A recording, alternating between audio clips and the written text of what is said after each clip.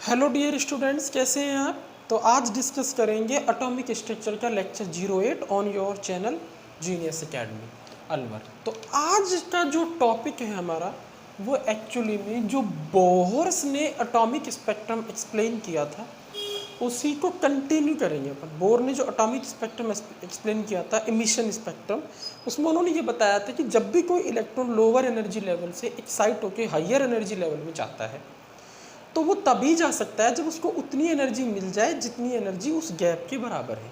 जैसे पहले से दूसरे में जाना है तो पहले शेल की एनर्जी और दूसरे शेल की एनर्जी का जो डिफरेंस है उस डिफरेंस के बराबर एनर्जी अगर आप उसको देते हो तो वो पहले शेल को छोड़ के दूसरे में चला जाता है, दूसरे से तीसरे में जाता है तो डिफरेंस के बराबर एनर्जी देनी पड़ेगी। तो ये सब बातें उन्होंने बताई थी। लेकिन जब इलेक्ट्रॉन जाता है किसी हायर एनर्जी लेवल में तो वहाँ वो अनस्टेबल हो जाता है। क्लियर है नहीं है, क्योंकि उसकी एनर्जी बढ़ जाती है तो वो दोबारा से स्टेबिलिटी गेन करने के लिए इलेक्ट्रॉन डी एक्साइट होता है। And when an electron de excite again in lower energy level then some amount of energy releases, कुछ एनर्जी वो रिलीज करता है उस डिफरेंस के बराबर, और इस रिलीजेस एनर्जी से वेव बनती है, उसकी वेवलेंथ होती है, वो हमारे स्क्रीन पे जाके रिकॉर्ड हो जाती है। क्लियर है नहीं, और उस से कुछ लाइंस बन जाती हैं और उन लाइनों से सीरीज बनती है। 6 तरीके की सीरीज मैंने आपको बताई थी, Lyman series, Balmer series, Paschen series, Brackett series, Pfund series, Humphrey series. Clear है। अगर एक इलेक्ट्रॉन किसी हायर एनर्जी लेवल से लोअर एनर्जी लेवल में आता है, ठीक है, तो जो एनर्जी कैलकुलेट हम करते हैं, क्लियर है ना, वो तो हम कैसे कर सकते हैं, उस लेवल की एनर्जी जहाँ से वो आ रहा है उसमें से लोअर वाले की घटा दो। लेकिन वेवलेंथ कैलकुलेट करने का एक डायरेक्ट फॉर्मूला था 1/λ, जो डिराइव किया था हमने 1/λ इक्वल टू, यहाँ पे आ जाएगा Rydberg constant R into Z square atomic number 1/n1 square minus 1/n2 square. Clear है। और यहाँ जो वेवलेंथ निकल के आती है बच्चों को आती है एंगस्ट्रॉम। क्लियर है, ये किस में आती है, यहाँ पे एंगस्ट्रॉम। ठीक, और एक चीज़ आपको और ध्यान रखनी है, 1/r की वैल्यू 911 एंगस्ट्रॉम आपको रखनी है। आर की वैल्यू से कोई मतलब नहीं है, 1/r की वैल्यू से मतलब, और 1/r की वैल्यू आपको 911 एंगस्ट्रॉम रखनी है। अब आगे की बात करते हैं।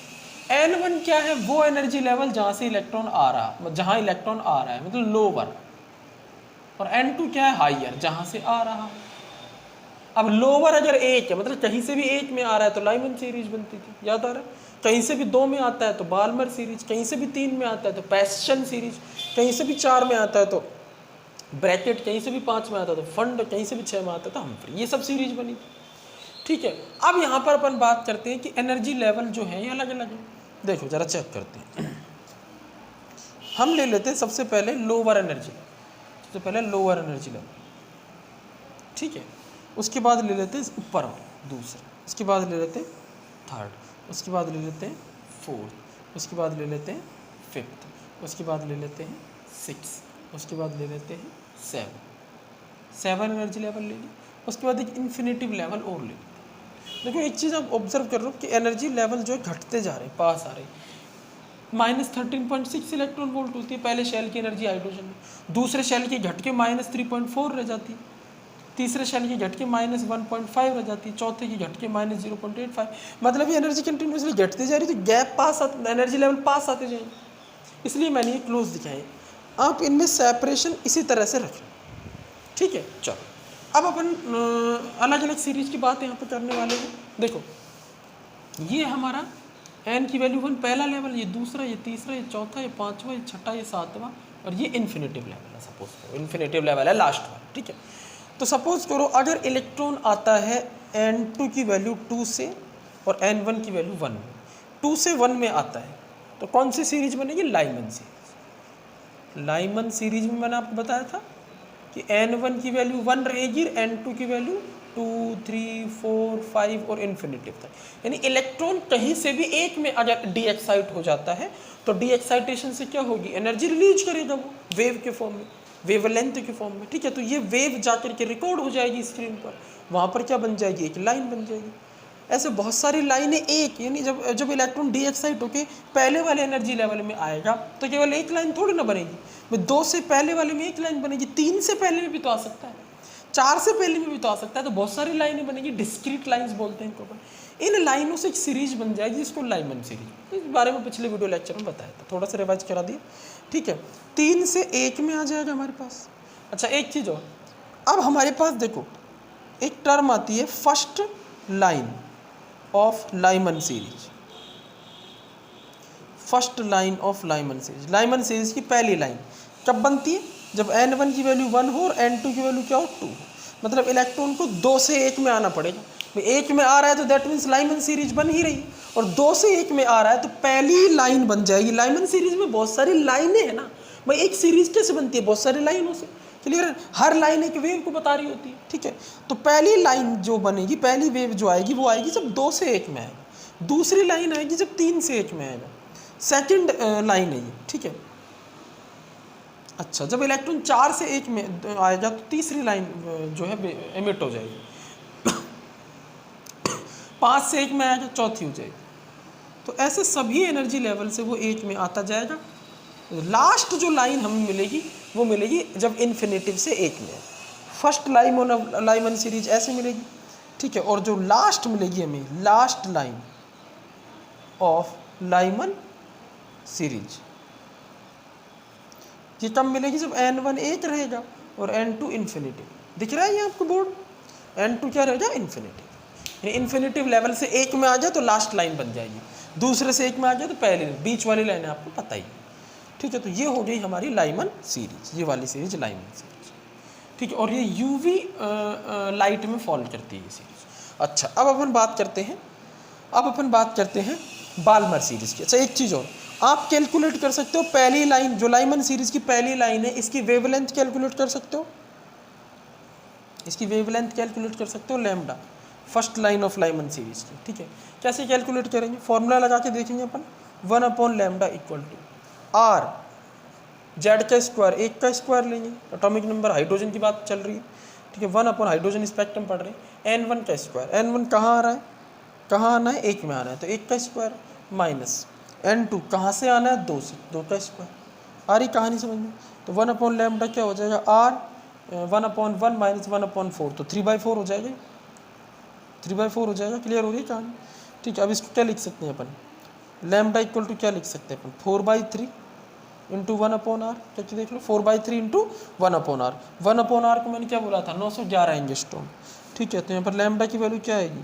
4/3 इंटू 911 एंगस्ट्रॉम। कहानी क्लियर है? 911, तो इसको 912 मान लेते हैं, अप्रॉक्स वैल्यू तो है ही, अप्रॉक्सीमेट वैल्यू 912 मान लो, कैलकुलेशन ईजी हो जाएगी। डिवाइड करो तो ये हो जाएगा हमारे पास 3 3 9, 3 बार 0 आ जाएगा, 304। ठीक है, 4 से मल्टीप्लाई कर दो इसको, तो ये आ जाएगा हमारे पास 1216। ठीक है, तो लैम्डा की वैल्यू आएगी 1216 एंगस्ट्रॉम।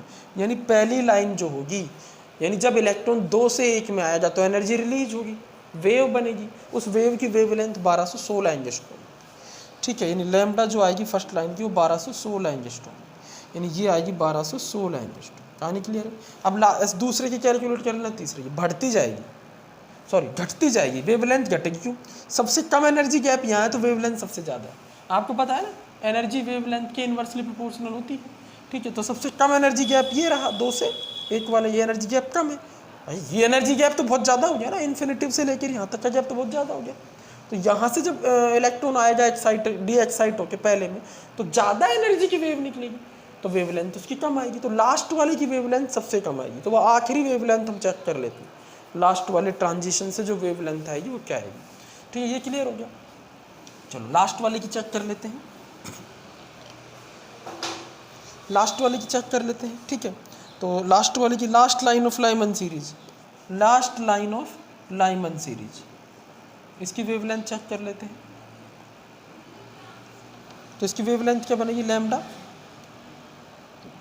1/λ इक्वल टू आर, 1 का स्क्वायर 1/, कहाँ से आना है? देखो n1 की वैल्यू 1 है, कहाँ आना है? 1 में आना है। n2 की वैल्यू इन्फिनिटी है, तो ये 1 का स्क्वायर ही रहेगा, माइनस ये इन्फिनिटी का स्क्वायर हो, इन्फिनिटी का स्क्वायर इन्फिनिटी भी रहेगा। ठीक है, तो इन्फिनिटी से डिवाइड करो, एक इन्फिनिटी का स्क्वायर जो है उससे डिवाइड, इन्फिनिटी स्क्वायर को डिवाइड 1 में कर दो, तो इन्फिनिटी वैल्यू के जो 1 में डिवाइड करते हैं तो क्या आता है बताओ?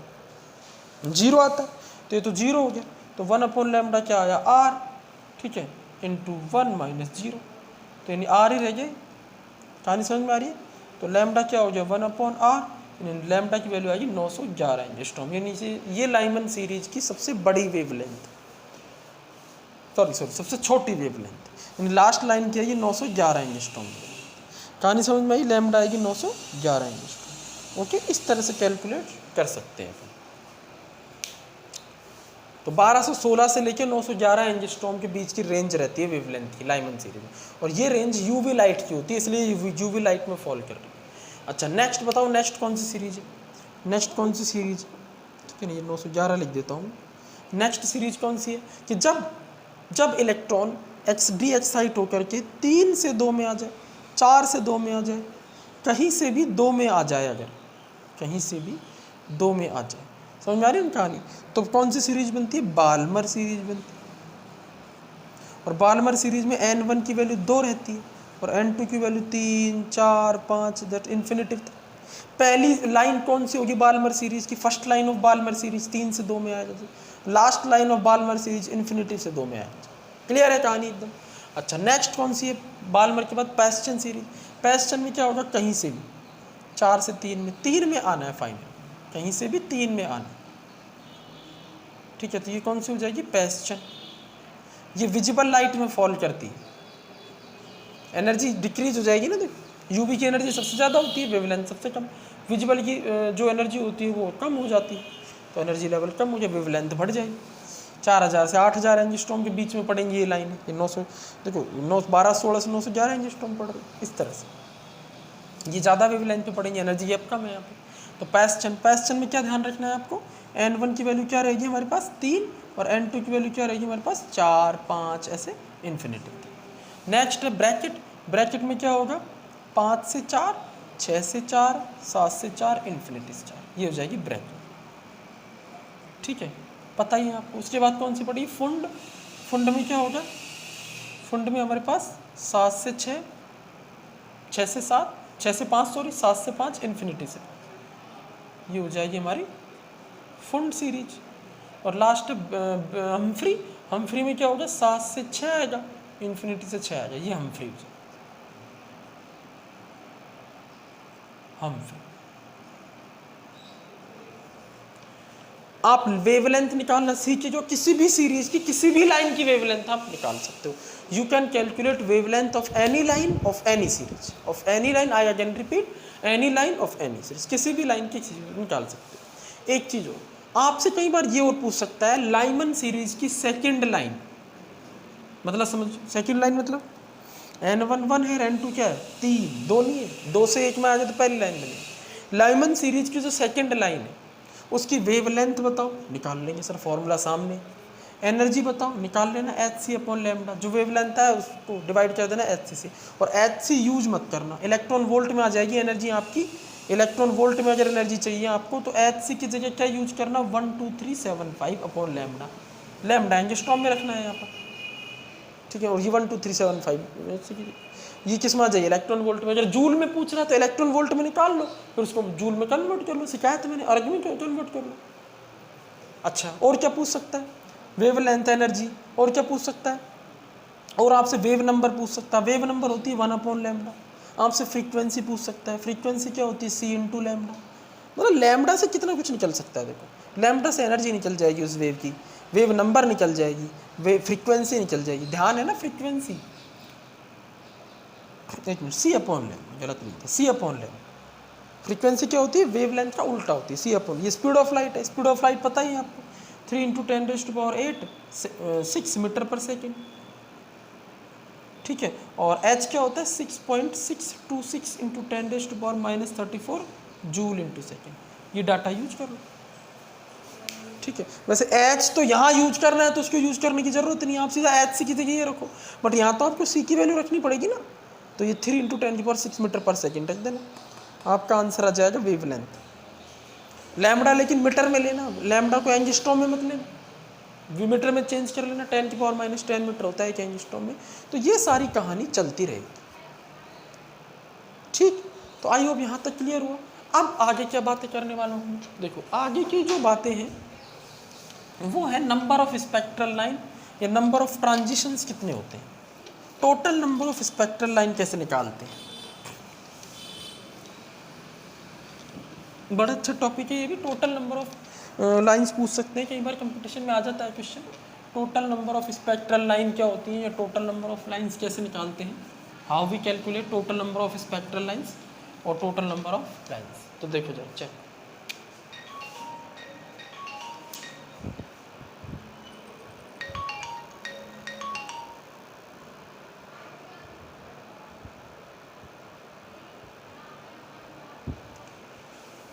चलो देखो total number of spectral lines.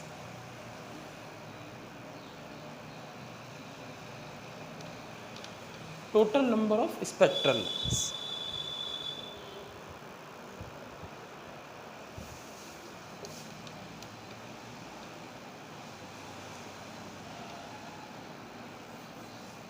या ट्रांजिशंस।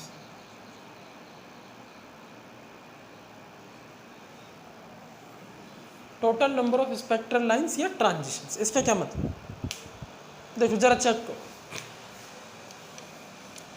हम कहते हैं कि हमें n2 की वैल्यू 4 से n1 की वैल्यू 1 में आना, तो लाइमन सीरीज होगी और लाइमन सीरीज की थर्ड लाइन बनेगी, सब चीज़ अपन जानते हैं। तो कितने ट्रांजिशंस हो सकते हैं, टोटल लाइनें कितनी बनेंगी 4 से 1 में, तो सर एक ही तो बनेगी, नहीं। तो एक लाइन तो अब ऐसे देख रहे हैं कि सीधा 4 से 1 में आ जाए, लेकिन उसके कई तरीके हैं आने के। क्या भाई, देखो ये है 1 पहला एनर्जी लेवल और ये है चौथा एनर्जी लेवल, इसके बीच में और भी तो है, दूसरा भी है और तीसरा भी है। तो देखो एक तो तरीका सीधा सीधा ये है कि 4 से 1 में आ जाए अपन, 4 से 1 में आ जाए, तो ये तरीका है। तो इससे एक क्या बनेगी, लाइन बनेगी, स्पेक्ट्रल लाइन एक बनेगी, या एक ट्रांजिशन हो रहा है। एक ये भी तो हो सकता है कि एक बात बताओ, जो इलेक्ट्रॉन 4 से 1 में आ रहा है तो जरूरी थोड़ी हो सीधे 1 में आ जाए, और भी तो कई तरीके हैं कि वो 4 से पहले 3 में आए, एक और लाइन बनेगी, 4 से 3 में आ जाए तो एक और लाइन बन जाएगी। ठीक है, 1 में आने के भी कई तरीके हैं, 4 से 1 में आ जाए सीधा, 4 से 3 में भी आ सकता है, 3 से 2 में भी आ सकता है। हालांकि जब 4 से 3 में आ जाए तो ये पैस्चन से रिलेटेड होगी, 3 से 2 में आ जाए तो ये बाल्मर से रिलेटेड होगी, लेकिन लाइन तो लाइन है ना। Total number of spectral line भले वो किसी भी सीरीज में आ रही है उससे मतलब नहीं, ठीक है। तो 4 से 1 में आ सकता है, 4 से 3 में, 3 से 2 में, फिर 2 से 1 में। तो 1 में आने का एक ही तरीका हो गया। कितनी लाइन हो गई, 1 2 3 4 लाइन हो चुकी है अब तक। एक स्पेक्ट्रल लाइन यहाँ से यहाँ आएगा, एनर्जी रिलीज करेगा, एक स्पेक्ट्रल लाइन उससे बनेगी, यहाँ से यहाँ 2 बन जाए 3 बन जाएगी, यहाँ से 4, 1 2 3 4 होगी। अच्छा और क्या तरीका है, और ये हो सकता है कि सब 4 से 3 में आ जाए और 3 से 2 में ना आकर के 1 में आ जाए। तो 4 से 3 को तो हमने गिन लिया, 4 से 3 में तो यहाँ गिन तो लिया, तो ये 2 बार नहीं गिननी, एक बार गिननी है, तो कॉमन ही है। एक ये नहीं है 3 से 1, तो 1 2 देखो 1 2 3 4, ये तो हमने गिन लिया, और ये 5।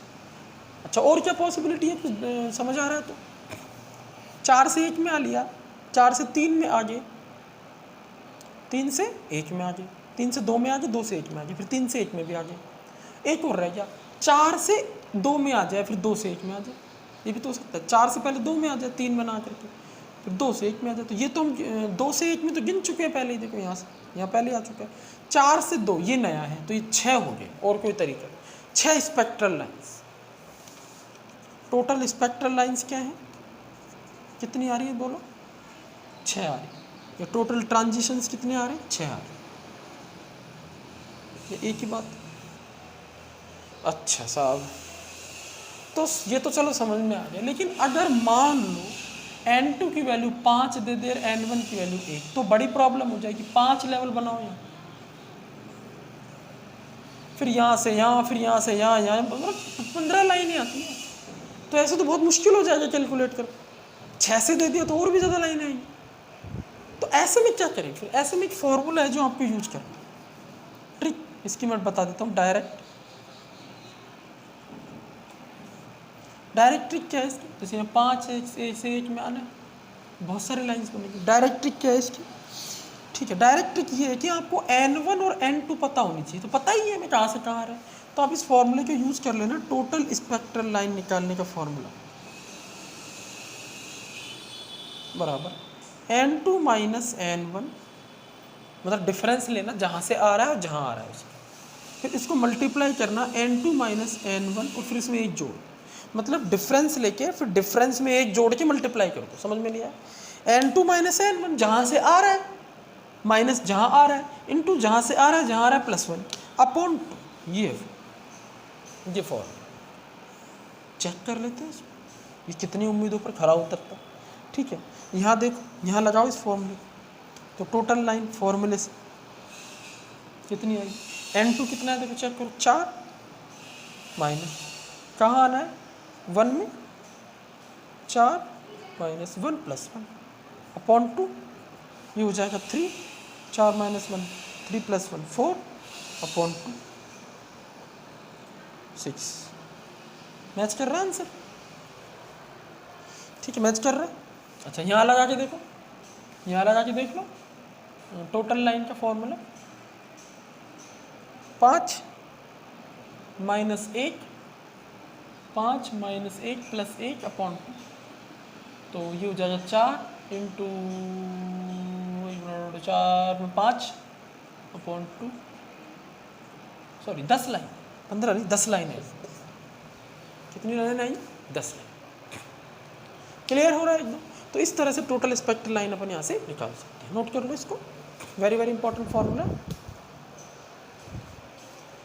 चलो अब अपन बात कर लेते हैं, अब अपन बात कर लेते हैं नेक्स्ट टॉपिक की। देखो नेक्स्ट मॉडल, अभी बोर्स का एटॉमिक मॉडल खत्म हो गया, अब इसकी लिमिटेशंस की बात आती है, लेकिन लिमिटेशन मैं अभी नहीं कराऊंगा।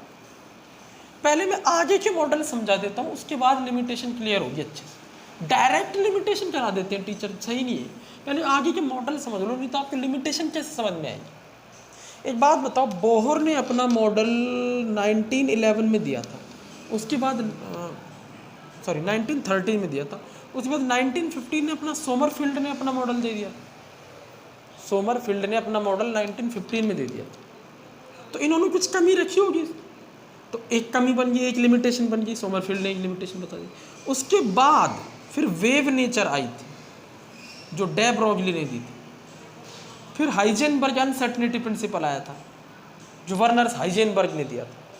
तो उन्होंने भी कुछ कमी निकाली थी बोर्स मॉडल में, तो वो सब कमियां तभी तो समझ में आई जब वेव नेचर समझ में आई, या हाइजेनबर्ग की अनसर्टेनिटी प्रिंसिपल। तो ये सब देख लेते हैं, उसके बाद ही अब कहानी आती है कि सोमरफील्ड मॉडल पहले पढ़ना है कि नहीं। पहले मैं आपको सोमरफील्ड मॉडल नहीं कर रहा हूँ, सोमरफील्ड मॉडल अभी नहीं कर रहा, मैं जब क्वांटम नंबर अपन पढ़ाएंगे तो वहां पर अजीमुथल क्वांटम नंबर पढ़ाऊंगा एक। तो क्वांटम नंबर का टॉपिक जैसे ही कंप्लीट हो जाएगा, उसके बाद अजीमुथल क्वांटम नंबर को एक्सप्लेन करने के लिए सोमरफील्ड या मॉडल आया था। पहले क्या आता है, लेकिन आपको कहानी तब अच्छे से समझ में आई। ठीक है, चलो अभी अपन देखते हैं, अभी अपन देखते हैं डे ब्रॉगली का हाइपोथेसिस क्या था। मतलब डे ब्रॉगली ने सबसे पहले ये सोचा था कि इलेक्ट्रॉन पार्टिकल तो है, इसके साथ वेव भी हो सकता है। जरा समझना जो मैं बोलने जा रहा हूँ। डे ब्रॉगली एक साइंटिस्ट थे, उन्होंने एक हाइपोथेसिस दी थी, मतलब कुछ सोचा था, एक प्रेडिक्शन दी थी उन्होंने, एक मतलब कॉन्सेप्ट दिया था साइंस को। ये कहा था कि सब इलेक्ट्रॉन बहुत ही छोटा पार्टिकल है, इलेक्ट्रॉन जो होता है ना, ठीक है ना, ये इलेक्ट्रॉन एक्चुअली में पार्टिकल तो है, ये बात तो अपन सब जानते हैं, लेकिन ये वेव भी बन सकता है। इलेक्ट्रॉन वेव भी होना चाहिए, इलेक्ट्रॉन पार्टिकल के साथ साथ वेव की तरह भी बिहेव करना चाहिए। क्लियर है नहीं, पार्टिकल के साथ साथ वेव की तरह भी बिहेव करना चाहिए। मतलब डे ब्रॉगली ने ड्यूल नेचर ऑफ इलेक्ट्रॉन दिया। डे ब्रॉगली हाइपोथेसिस पढ़ते हैं, हाइपोथेसिस का मतलब क्या है कि प्रूफ नहीं किया था खुद ने, इन्होंने बाद के साइंटिस्टों ने इस चीज को प्रूफ किया था, इलेक्ट्रॉन की वेव नेचर, हाइपोथेसिस। इन्होंने क्या कहा था, जरा ध्यान देना, इन्होंने ये कहा था ऑल मूविंग माइक्रोस्कोपिक पार्टिकल्स, बहुत छोटे, जैसे इलेक्ट्रॉन, प्रोटॉन्स, न्यूट्रॉन्स, ये सब पार्टिकल जो मूव कर रहे हैं, बहुत छोटे particle. All moving microscopic particles have wave nature as well as particle nature, wave nature as well as particle nature. This is called dual nature of light, dual nature of light. This is called dual nature मतलब electron, proton या neutron जिनका मास बहुत ही कम होता है, जो moving particle हो, भाई बहुत छोटे, माइक्रोस्कोपिक का मतलब बहुत छोटे पार्टिकल जिनका मास बहुत कम होता है और जो मूव कर रहे हैं, ठीक है ना, उनमें क्या होता है, उनकी वेव नेचर पाई जाती है। पार्टिकल नेचर तो है ही उनकी, पार्टिकल तो होते ही, उसके साथ साथ वेव नेचर भी मिलती है, इसे बोलते हैं ड्यूअल नेचर। अब ये कॉन्सेप्ट आया कहाँ से उनके माइंड में? ये कॉन्सेप्ट आया था उनके माइंड में dual nature of lights. This concept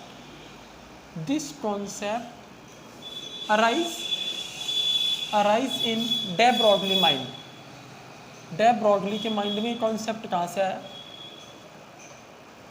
bye dual nature of light.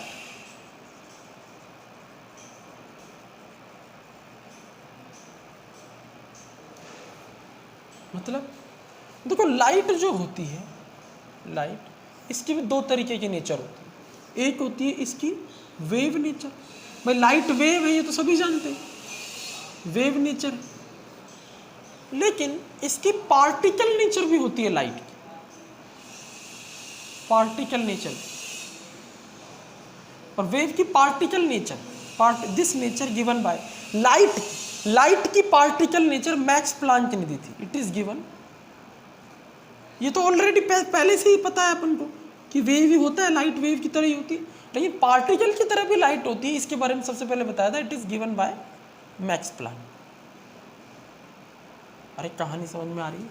जब डे ब्रॉगली ने अपने हाइपोथेसिस दी थी तो उससे पहले ये सब कहानी पहले चल गई थी कि लाइट की वेव, डे ब्रॉगली के टाइम पर लाइट की वेव नेचर पता थी। और उसी टाइम पर एक साइंटिस्ट है मैक्स प्लांक, इन्होंने क्या कहा कि लाइट की पार्टिकल नेचर भी होती है। मतलब इन्होंने ये कहा था, मैक्स प्लांक की बात सुन लो जरा। मैक्स प्लांक टेल दैट, उन्होंने बताया, tell that light made up by small energy particles, छोटे छोटे एनर्जी के पार्टिकल से मिलकर बनी होती, विच आर क्वांटा या फोटोन। नाम सुना है आपने फोटॉन्स? मैक्स प्लांक ने बताया कि सब जो एनर्जी होती है छोटे छोटे पार्टिकल्स होते हैं। एनर्जी मतलब लाइट एक energy in form of energy में आती है। तो लाइट छोटे छोटे पार्टिकल से मिलकर बनी होती है। इन पार्टिकल्स को क्या बोलते हैं? फोटॉन्स बोलते हैं, ये क्वांटा बोलते हैं। और इनकी क्वांटा वर्ड का मतलब होता है fixed energy and fixed velocity. मतलब इन फोटॉन्स की एनर्जी और वेलोसिटी फिक्स होती है। लाइट की स्पीड फिक्स होती है, सब जानते हैं। लाइट की स्पीड कितनी होती है? 3 × 10⁸ सेंटीमीटर पर सेकंड या 6 मीटर पर सेकंड। समझ में आ रही कहानी? ठीक है। तो फिक्स एनर्जी के पार्टिकल्स होते हैं लाइट के अंदर। तो लाइट की पार्टिकल नेचर बता रहे हैं और इसको प्रूफ भी किया था इन्होंने, फोटो इलेक्ट्रिक इफेक्ट में प्रूफ हुआ था। आइंस्टीन ने इसमें हेल्प की थी पार्टिकल नेचर को प्रूफ करने। बाद में लेटर ऑन प्रूफ भी होती है ये नेचर। इन्होंने भी इस तरीके की बात की थी कि सब लाइट वेव तो है ही, हम जानते हैं, लेकिन पार्टिकल की तरह भी बिहेव करती है। ठीक है। और इसकी particle nature photo electric effect से प्रूव्ड होती है। Particle nature proved bye particle nature of light proved bye photo electric effect. ये फिजिक्स में पढ़ोगे आप, फोटो इलेक्ट्रिक इफेक्ट। एक फोटो इलेक्ट्रिक इफेक्ट होता है, इसकी हेल्प से हम लाइट की पार्टिकल नेचर प्रूव कर सकते हैं। ठीक है भैया, चलो सर समझ में आ गई कहानी। अच्छा, तो इन्होंने फाइनली ये बताया था कि जब जो लाइट होता है ये पार्टिकल्स यानी फोटोन से मिलकर बनता है। एनर्जी ऑफ फोटोन क्या होती है इन्होंने ये बताया। एनर्जी ऑफ फोटोन, ये ध्यान रखना, E = h²। मतलब इन्होंने ये बताया था कि लाइट की फ्रीक्वेंसी जो होती है, मैं पहले बता चुका हूँ भाई, कोई वेव है तो उसकी फ्रीक्वेंसी जितनी ज़्यादा होती है उतनी ज़्यादा उसकी एनर्जी होती है। फ्रीक्वेंसी क्या होती है? 1 सेकंड में वो कितने साइकिल चल रही है। अगर ज़्यादा चल रही है तो मतलब एनर्जी ज़्यादा है। ये वेव ये वाली वेव एक ही साइकिल क्रॉस कर रही है और ये बहुत सारी साइकिल क्रॉस कर रही है, तो 1 सेकंड में ज़्यादा साइकिल्स आएंगी यहाँ पर, तो एनर्जी ज़्यादा होगी। फ्रीक्वेंसी जितनी ज़्यादा एनर्जी उतनी ज़्यादा। जब हटाते हैं प्रोपोर्शनल टू का साइन तो एक कॉन्स्टेंट आता है जो बार बार अपन बोल रहे हैं। ठीक है, जब से चैप्टर शुरू हुआ है, मैं Planck's constant h, max Planck ने बताया था इसलिए प्लांक्स कॉन्स्टेंट। तो E = h और ν = c/λ होता है। तो E equal to H C upon lambda. ये सारी बातें उन्होंने बताई थी, पहले भी देख चुके हैं अपन सारी चीज़, ठीक है। अच्छा, एक चीज़ इन्होंने और बताई थी कि इस पार्टिकल का, भाई कोई पार्टिकल है तो उसका मास भी होगा, फोटोन का मास भी होना चाहिए। उस पार्टिकल का मास m है, मतलब फोटोन जो है इसका मास कितना है m। तो इसमें मोमेंटम भी होगा, जब स्पीड है मास है तो मोमेंटम भी होगा। तो मोमेंटम कितना होता है इसमें p, और वो होता है m इंटू सी। सी क्या है, speed of light, M C क्या है, स्पीड ऑफ लाइट, एम क्या है, फोटोन मास का, मतलब एक फोटोन का मास, तो एम सी क्या हो गया, फोटोन का मोमेंटम। क्लियर है नहीं। तो उन्होंने ये बताया था कि जो वेवलेंथ होती है इस फोटोन की, अरे फोटोन की मतलब लाइट की वेव नेचर है, तो वेव नेचर से वेवलेंथ आएगी। ये जो वेवलेंथ होती है भैया, ये इन्वर्सली प्रोपोर्शनल होती है किसके, मोमेंटम की। मतलब अगर फोटोन का मोमेंटम ज़्यादा है तो उसकी वेवलेंथ कम आएगी। ये उन्होंने एक चीज़ और बताई थी, ठीक है ना। ये जो P है ये क्या है, मोमेंटम है फोटोन का, और ये वेवलेंथ है, तो ये इन्वर्सली प्रोपोर्शनल है। वेवलेंथ किस चीज़ को बता रहा है, वेव नेचर को बता रहा है, वेव नेचर को। और ये किसको बता रहा है, मोमेंटम, पार्टिकल नेचर को। दोनों नेचर इन्वर्सली प्रोपोर्शनल होते हैं। ये एक नई चीज़ और आप ध्यान रखना, ठीक है। चलो अब अपन वापस आ जाते हैं हमारे वाले प्रिंसिपल पर, डे ब्रॉगली। डे ब्रॉगली ने ये प्रिंसिपल कब दिया था, जब ये वाली बात पहले से प्रूफ हो चुकी थी कि साहब हाँ, लाइट जो है वो दोनों की तरह बिहेव करती है, लाइट इलेक्ट्रॉन वेव की तरह भी होती है और लाइट पार्टिकल की तरह भी होती है। तो उन्होंने ये कहा कि जब मैक्स प्लैंक कह रहे हैं कि लाइट वेव की तरह है और पार्टिकल की तरह, तो उन्होंने कहा हम क्या जानते हैं, इलेक्ट्रॉन पार्टिकल है, इलेक्ट्रॉन क्या है, पार्टिकल है, और इसका मास बहुत ही कम है। भाई इलेक्ट्रॉन पार्टिकल तो है ही ना, और इसका मास बहुत कम है, वेलोसिटी बहुत ज़्यादा है इसका। इलेक्ट्रॉन का मास कितना है बताओ, 9.1 इंटू 10⁻³ kg है, और इसकी वेलोसिटी कितनी है, 2.188 इंटू 10⁻6 मीटर पर सेकेंड। Z/n ध्यान है ना फॉर्मूला, ठीक है। तो ये मास और ये वेलोसिटी, तो इसमें मोमेंटम बनेगा इलेक्ट्रॉन। तो पार्टिकल नेचर तो इसमें है।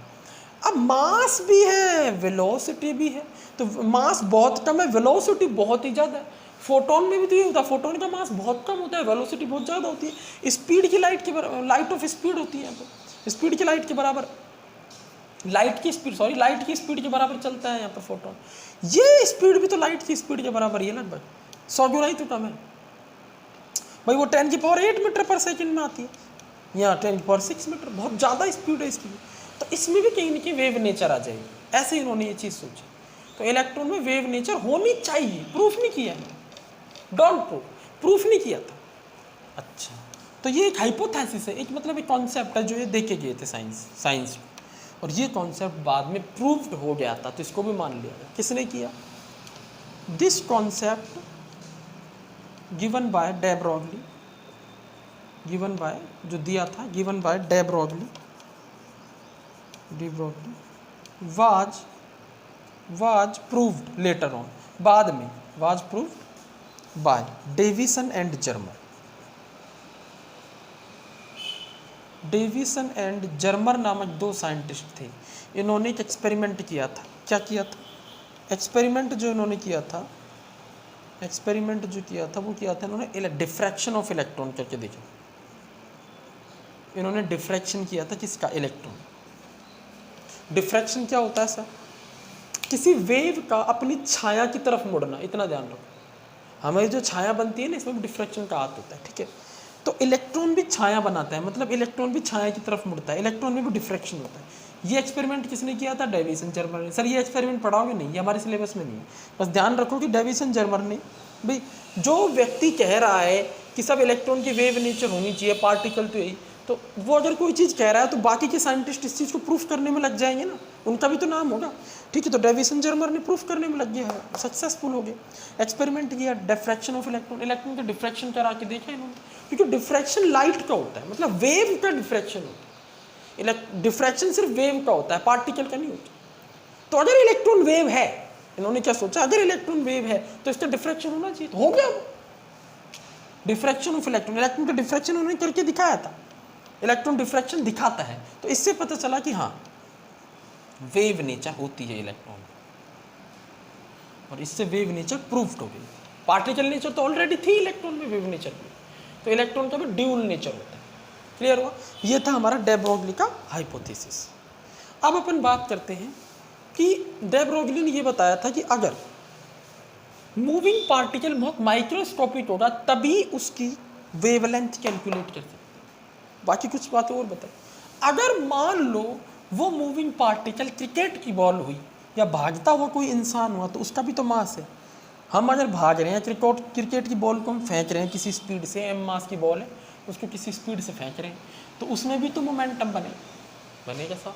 पार्टिकल नेचर तो उसमें दिख रही है हमें, तो उसमें भी तो वेव नेचर होनी चाहिए। हर पार्टिकल में वेव नेचर होनी चाहिए ना भाई।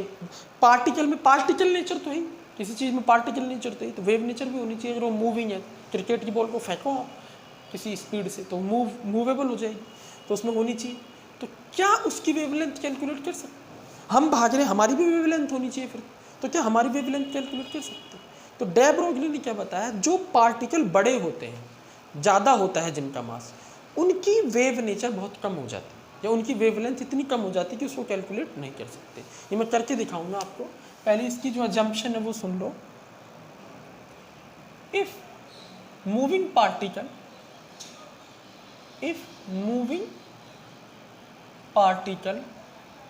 is very high mass, है very high mass, बहुत ज़्यादा मास हो, very high mass, then wave nature decrease, wave nature बिल्कुल घट जाती है, and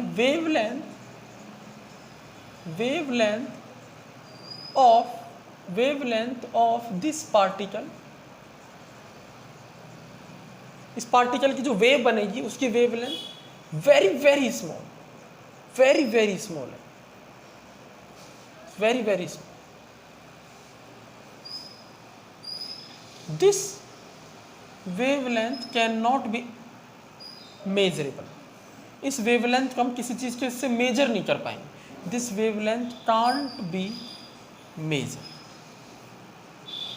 जब मेजर ही नहीं कर सकते तो इसका मतलब वेव नेचर यहाँ पर नहीं, मतलब जो बड़े पार्टिकल होते हैं उनकी वेव नेचर नहीं होती। वेव नेचर सिर्फ स्मॉल माइक्रोस्कोपिक पार्टिकल्स पे लगेगी। ऐसे नहीं सब क्रिकेट की बॉल पर भी वेव होगी तो दिखते क्यों नहीं है वो? हम क्रिकेट की बॉल को फेंकते हैं तो वेव थोड़ी बन जाती है, तो बॉल ही रहती है, मास ही रहता है उसका, पार्टिकल फॉर्म में रहती है। हम भी ऐसे ही जैसे वेव थोड़ी बनते हैं। तो ये वाली क्लियर है। इफ मूविंग पार्टिकल, तो उल्टा कर दो,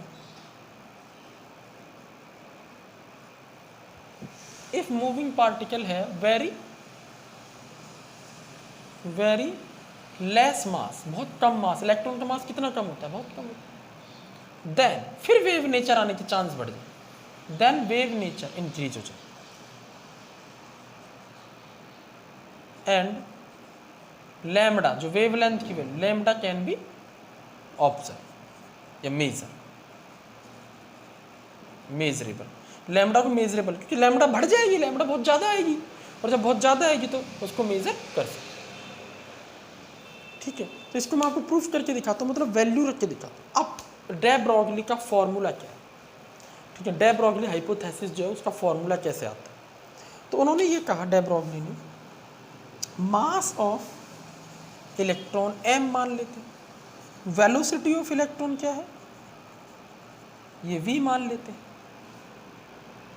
वेलोसिटी क्या मान लेते हैं, v मान लेते हैं, इलेक्ट्रॉन का मास क्या मान लेते हैं, m मान लेते हैं। तो मोमेंटम क्या होगा,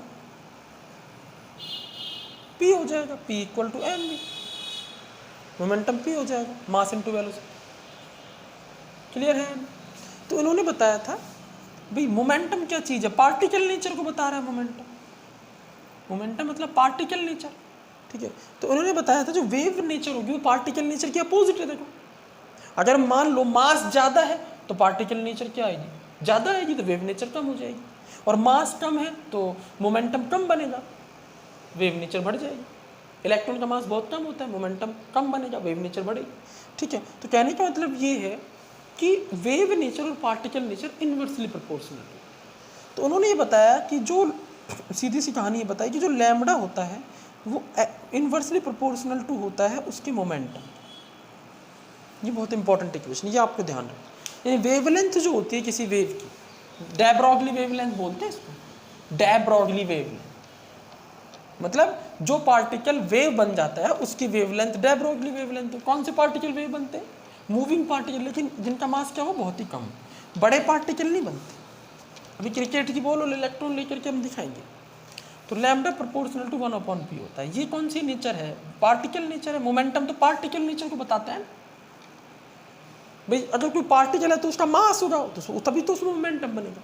और लैम्डा किसको बताती है? उस पार्टिकल की वेव नेचर को। और ये ज़्यादा होती है तो ये घट जाती है, ठीक है ना। अब इलेक्ट्रॉन का मास बहुत कम है तो उसका मोमेंटम कम बनेगा, वेव नेचर बहुत ज़्यादा बढ़ जाएगी, इसलिए ऑब्जर्व हो जाएगी, उसको मेजर कर सकते हैं। क्रिकेट की बॉल का मोमेंटम कम बहुत ज़्यादा बनेगा, उसका मास बहुत ज़्यादा है इलेक्ट्रॉन के कंपैरिजन में, तो ये पी बहुत ज़्यादा हो जाएगी, तो लैम्डा की वैल्यू इतनी कम हो जाएगी उसको मेजर नहीं कर सकते। आई थिंक कुछ कहानी क्लियर हो रही है, ठीक है। अब जरा समझ लो, जब हम यहाँ से lambda equal to proportional to के साइन हटाते हैं तो कॉन्स्टेंट आता है एच अपॉन, ये वही है प्लैंक्स कॉन्स्टेंट, सब जानते हैं। एच की value 6.626 into 10⁻⁻34 joule into second, ठीक है साहब। तो P equal to M V है, इलेक्ट्रॉन का मास इंटू उसकी वेलोसिटी, तो वेवलेंथ क्या हो जाएगी? एच अपॉन एम, ध्यान रहेगा फॉर्मूला, ठीक है। या M V equal to H upon lambda, कैसे भी लिखते, इलेक्ट्रॉन की वेलोसिटी निकालनी है तो H upon lambda into M, इस तरह अपन निकाल सकते हैं, ठीक है भाई। चलो अब अपन बात कर लेते हैं, ये तो आगे हमारी मोमेंटम वगैरह सब कैलकुलेट होगी। अब हम बात कर लेते हैं क्रिकेट की बॉल और इलेक्ट्रॉन की वेवलेंथ कैलकुलेट करते हैं, यानी calculation of wavelength of cricket ball and electron. Electron और क्रिकेट की बॉल की वेवलेंथ अपन कैलकुलेट करते हैं।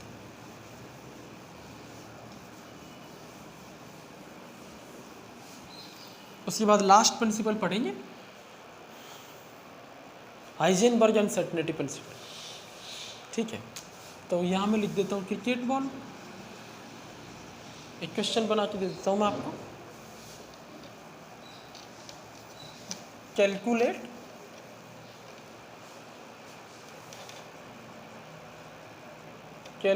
Lambda value for moving cricket ball and electron nucleus के चारों तरफ मूव कर रहा है और कोई बच्चा क्रिकेट की बॉल से खेल रहा है, इन दोनों की लैम्डा कैलकुलेट करो और कंपेयर भी करो एंड कंपेयर। तो चलो स्टार्ट करें।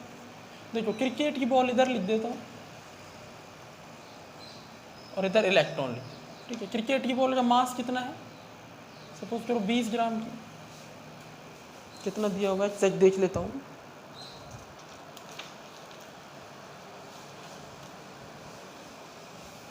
सौ ग्राम की मान, और वेलोसिटी है 20 मीटर पर सेकेंड, एक सेकेंड में 20 मीटर आगे जा रही है, इस स्पीड से फेंके। इलेक्ट्रॉन मास कितना है? इलेक्ट्रॉन का मास कितना है? इलेक्ट्रॉन का मास हमारे पास आ जाएगा 9.1 इंटू 10⁻31 kg। 100 ग्राम मतलब 100 इंटू 10⁻³ kg, समझिए, किलोग्राम बदल लीजिए, 1000 से डिवाइड कर दिए।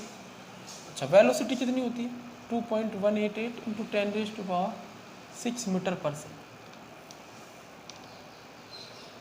चलो अब देखते हैं क्या होता है, जरा चेक करो। लैम्डा कैलकुलेट करते हैं क्रिकेट की बॉल की, क्या आती है? एच अपॉन एम वी है फॉर्मूला, एच है 6.626 इंटू 10⁻34 जूल इंटू सेकेंड, ऐसा ही यूनिट रख दो अपॉन, ठीक है ना, ऐसा यूनिट रख दो। मास की ऐसा यूनिट किलोग्राम होती है, ग्राम CGS है इसलिए केजी में कन्वर्ट किया, इंटू ये SI में है ऑलरेडी 20। क्लियर हो रहा है?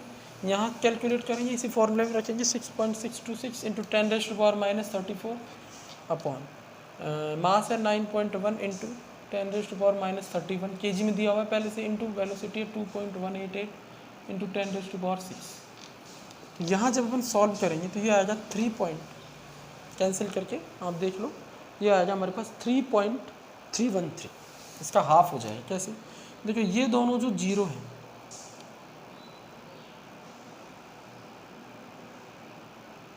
ये कैंसिल हो जाएगा, 10 की पावर पे ये 0 और ये 2, 10 की पावर 2, 3 हो जाएगी, कैंसिल, 2 बचेगा, 2 से डिवाइड कर दो, 3.3, इसका हाफ कर दो, 13 इंटू 10⁻⁻34 किस में आएगी ये वेवलेंथ? बताओ, सारी यूनिट जब आपने एसआई में रखी है तो मीटर में आएगी।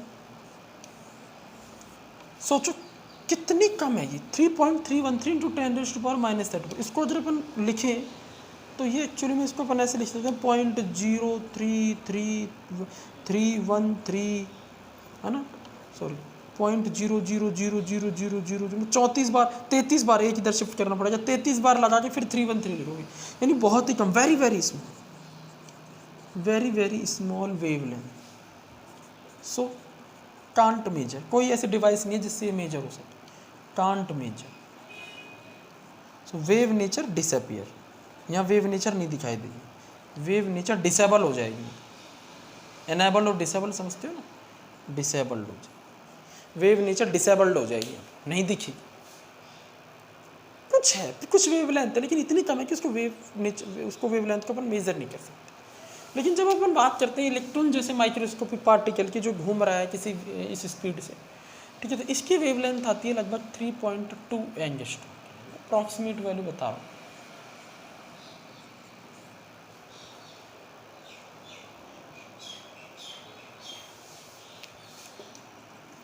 ठीक है, तो ये बहुत ज़्यादा है इसके कंपैरिजन। लैम्डा की वैल्यू है 3.2, बहुत ज़्यादा है, क्लियर है।